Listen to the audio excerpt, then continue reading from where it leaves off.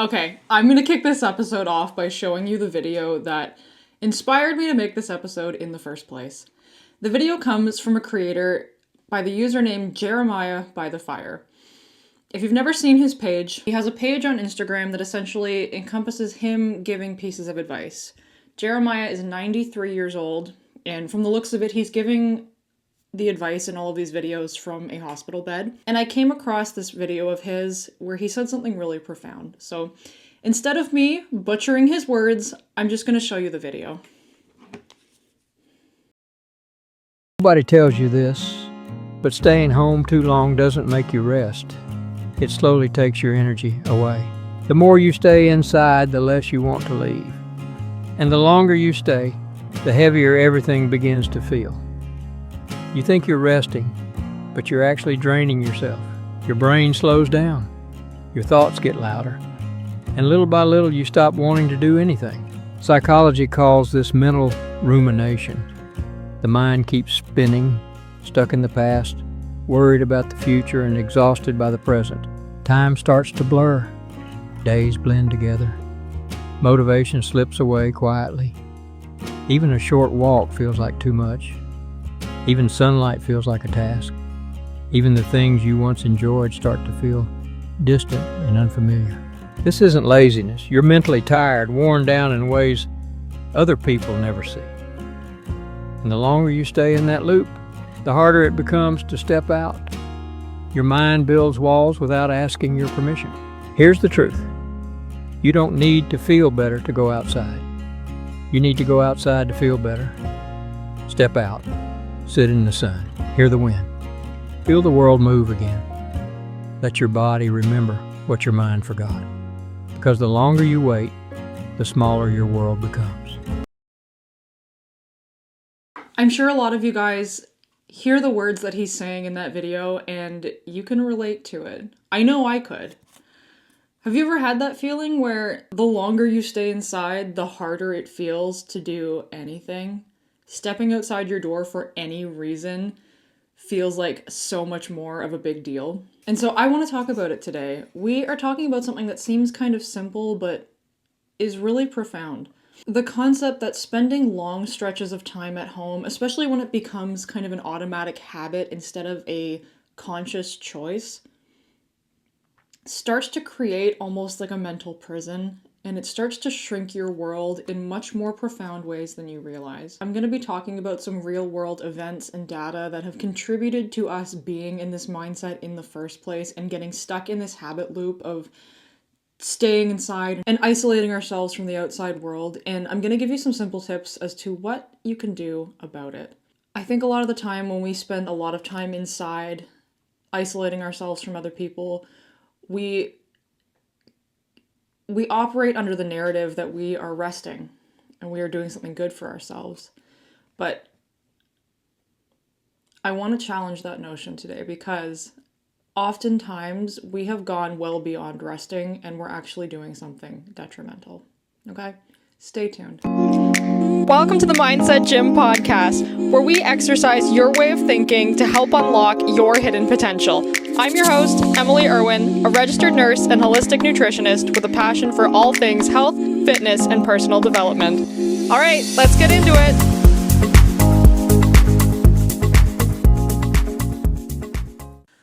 Welcome back to the Mindset Gym podcast. Thanks for tuning in today. I want to talk about the notion of rest or isolation, prompted by the video that I showed you in the introduction, where Jeremiah talks about this notion and the fact that us spending more time at home, more prolonged periods on our own, away from the outside world, makes it much harder for us to actually then go out and engage with the outside world. It feels very innocuous when we're doing it, right? It doesn't feel like we're doing anything damaging. It doesn't feel like we're changing our experience. It feels like we're doing something nice and relaxing and low effort. And what we don't realize is happening is the more we do this, the more we lean into that routine, our brain becomes accustomed to that. That becomes our comfort zone. And the more you lean into that kind of behavior, the more you lean into isolation, the more you lean into staying at home instead of going out and interacting with the world, the more and more things start to drop out of your comfort zone, because your comfort zone kind of encompasses the things that you do on a regular basis. So if you are going out and meeting certain people regularly, if you are going to certain locations regularly, if you have certain experiences on a regular basis, your brain is very accustomed to that. It knows exactly what to expect. There's not a lot of anxiety. You know what you're walking into. You know what you need to do in order to get there. And those things become part of your comfort zone. It's comfortable for you to engage with them. It's comfortable for you to do that thing. It's predictable. But when you remove yourself from those situations, or you start to engage with them less and less, they become a lot less predictable, because you're not accustomed to what that experience is like. And when they become less predictable, they become less comfortable. And suddenly those things are no longer part of your comfort zone. And so this kind of slow dropping off of things from our comfort zone creates this reality where us going and doing simple day-to-day tasks, like going out for a walk or grabbing coffee with a friend, things that were once part of our comfort zone, things that were once very predictable and very comfortable, are now very anxiety producing. It feels very difficult because your brain does not like the unknown. Your brain does not like unpredictability. It doesn't feel safe. It doesn't feel comfortable. And your brain does not care about your quality of life. Your brain cares about keeping you alive, and your brain cares about your safety. And so when you create a situation where these day-to-day activities that you were once doing now don't feel safe, don't feel predictable, and create a lot of anxiety, your brain doesn't want to do them. Your brain does not want to engage with those things because it feels like a threat to your safety. And so it will push you to not do them.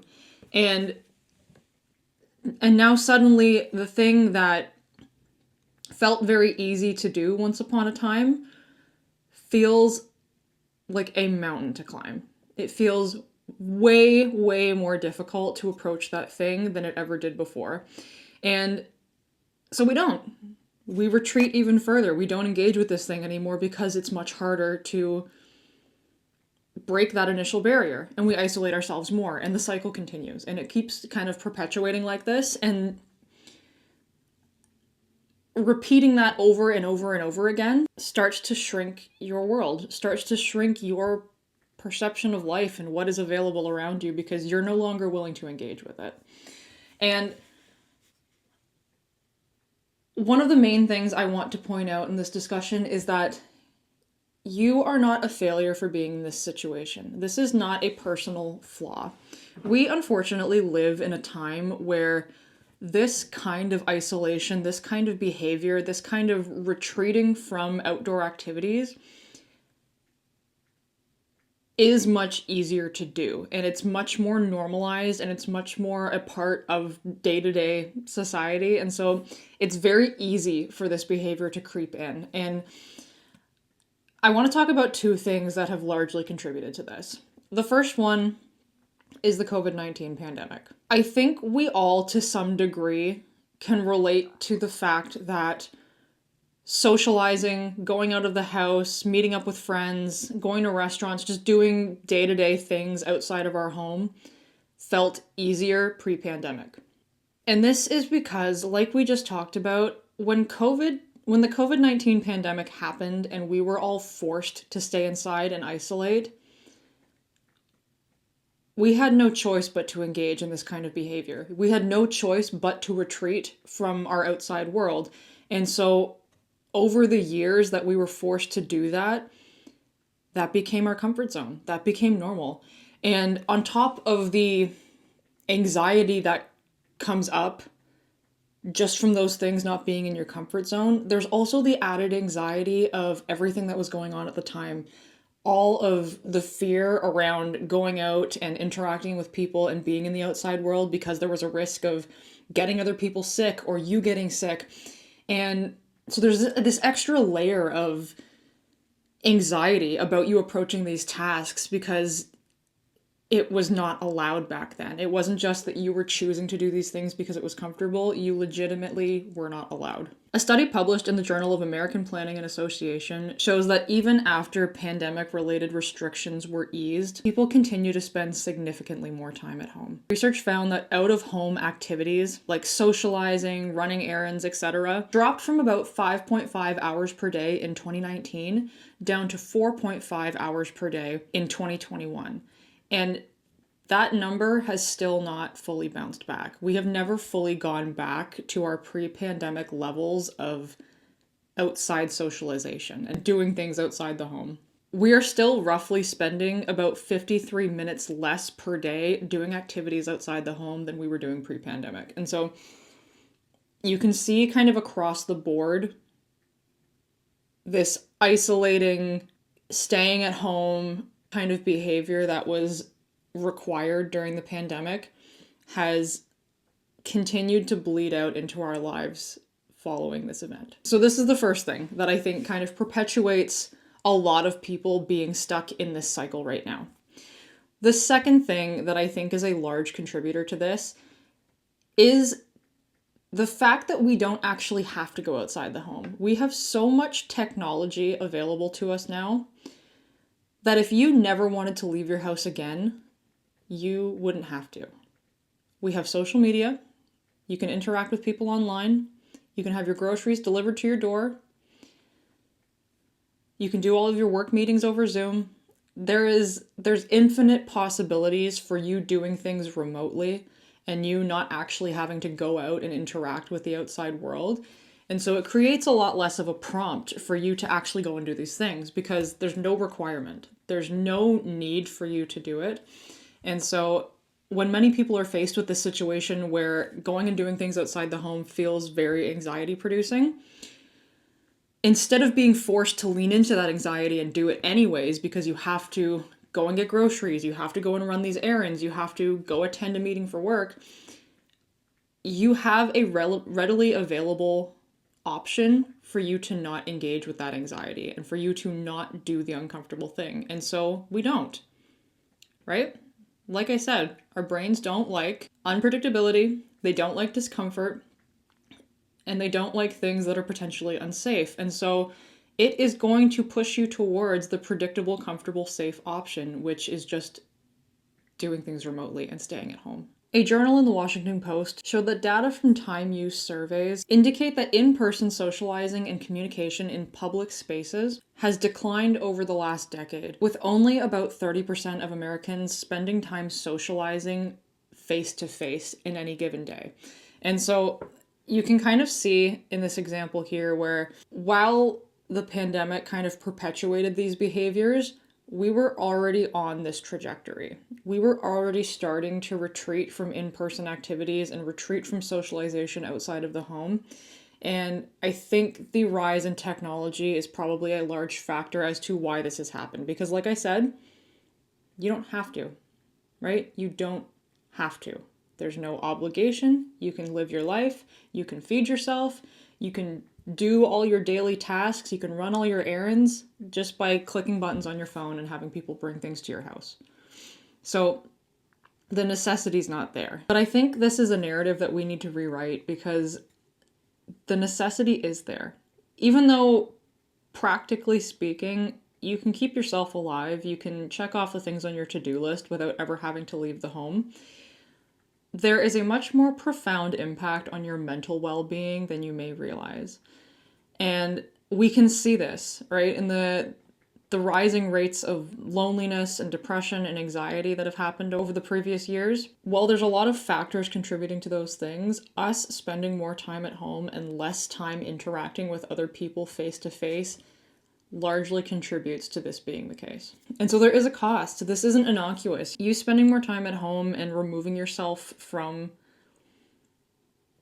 face-to-face interactions and being in public spaces and doing the hard thing is having a profound, long-lasting effect on your mental well-being. And like I said, is just shrinking your entire experience of the world. And so this is my prompt for you today. I want to give you some simple things that you can do in order to start changing your experience, in order to start getting out of that vicious cycle and get out of that routine of isolating yourself and staying at home more than you need to. And the first one I want to talk about is the 5-minute rule.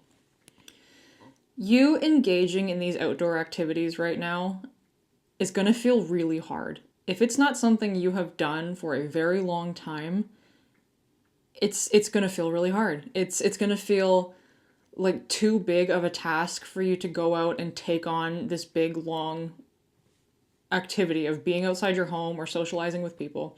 And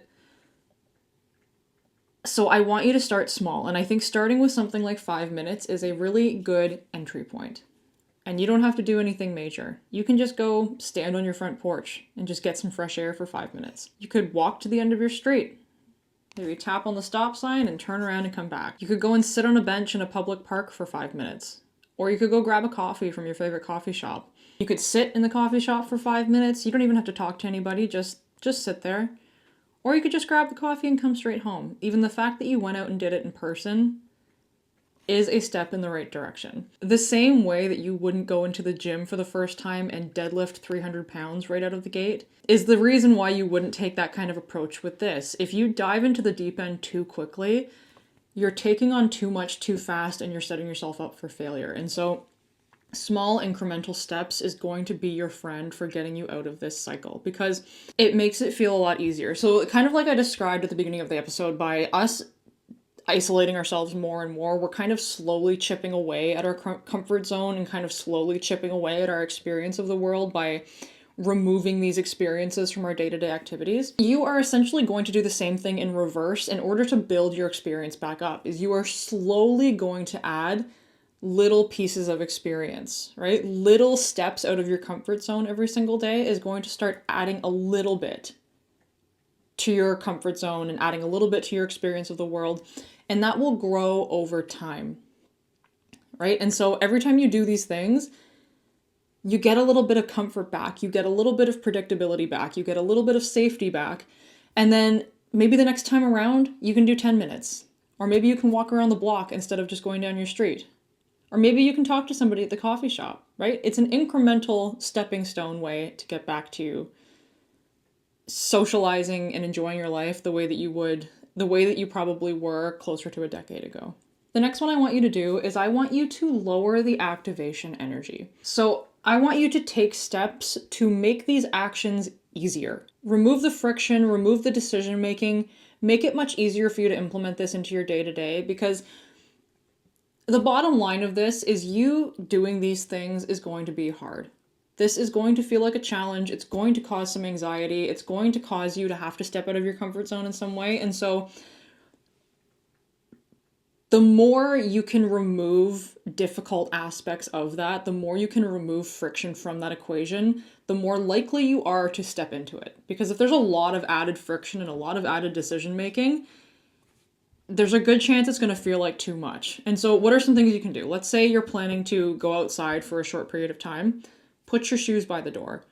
Pick a jacket that you feel really good when you wear and leave it close to where you would get ready. Set a daily timer so you have a consistent time when you can engage in this activity. Or stack it onto an existing habit. Habit stacking is a discussion that was kind of initially started by James Clear in his book Atomic Habits, and he describes habit stacking by taking something that you already do every single day, something that you're already doing on autopilot, and stacking another habit on top of it. And so this could look like every time I eat my lunch, I go for a 5-minute walk, or every time I have my morning coffee, I go out and stand on my porch. And so something that you're already doing without having to think about it, you tie it into the habit that you're trying to do. The more friction we can remove from this entire equation, the easier it's going to be for you to do it on a regular basis. The next one is I want you to deliberately practice environmental expansion. And so, like I said, your world is going to grow or shrink depending on your regular experiences, depending on the things that you engage with on a regular basis.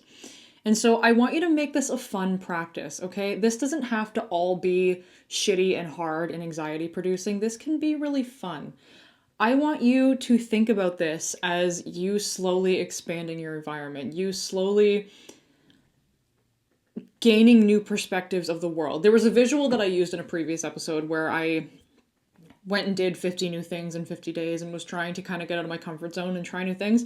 And the visual I used was I wanted you to imagine that you were living inside a brick tower with no windows in it. And so all you see is brick around you. And every time you engage in a new activity, every time you step out of your comfort zone and you try something new, it's the equivalent of removing one brick from that wall and replacing it with glass. And so suddenly your perception of the world around you grows. You get to start seeing what is outside of that tower. You start gaining a much deeper understanding of your surroundings beyond just the brick that surrounds you. Okay? So keep that visual in mind and make this kind of a fun practice of just exploring your surroundings and seeing what you can introduce yourself to and seeing how you can expand your world in a fun way.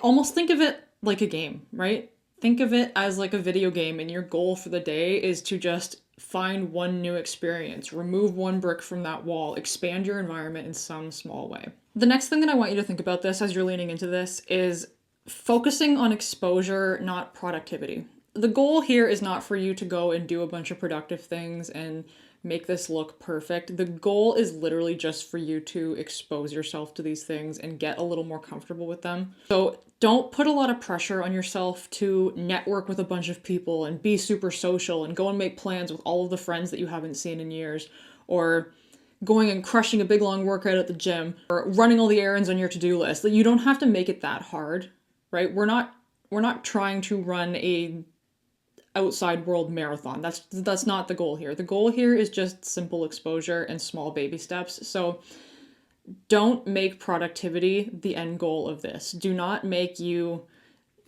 some crazy long to-do list of all these really hard things that you need to do and then beat yourself up if you don't achieve them, okay? The goal here is just exposure. The last thing I want you to lean into is asking yourself the shrink or stretch question. When you are about to engage in a behavior, whether it is going outside, whether it's going to a coffee shop, whether it's socializing with someone else, or whether it is choosing to stay at home, I want you to ask yourself this question. Is this behavior shrinking my world or stretching it?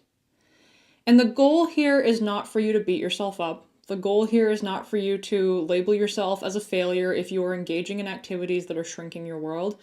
The goal here is just awareness. Like I've said in previous episodes, you can't change what you don't know. And so just creating that awareness around what you're doing, even if you don't change your behavior in the moment, is going to start changing the way that you think about it, and will probably prompt behavior change down the line. Because once you're aware of it, once you're aware of what it's doing, it becomes more uncomfortable to engage in those negative behaviors. And so the behavior that was once the easy, comfortable default mode starts to become a little uncomfortable, right? It starts to become a little anxiety producing because you know what you're doing now. And so it actually creates a situation where it is going to feel a little bit easier for you to lean into the things that are doing something good for you. So those are kind of the initial steps that I want you to take to try and lean into breaking this pattern. And you are not alone in having to take these on. These are all steps that I'm telling you to do, but honestly, I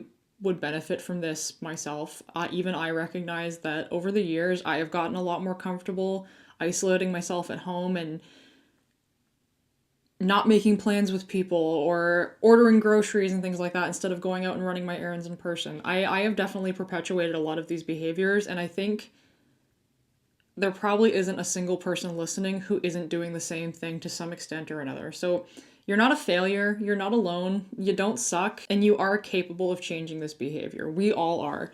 And it's going to start with just simple, small steps in that direction. The idea that staying home equals rest might feel true on the surface. It might feel like we're doing something good for ourselves, but there comes a point where you are no longer doing something positive and you're actually isolating yourself and doing something to your detriment. Your brain does not function well on isolation. Your brain needs stimulation, it needs connection, it needs challenge, it needs all of these things in order to grow. And when we start avoiding all of these things, you're missing out on the opportunity to grow, and actually you're starting to move backwards. You're starting to shrink your confidence, your comfort, and your experience of the world. But the hopeful part about this is that awareness is power.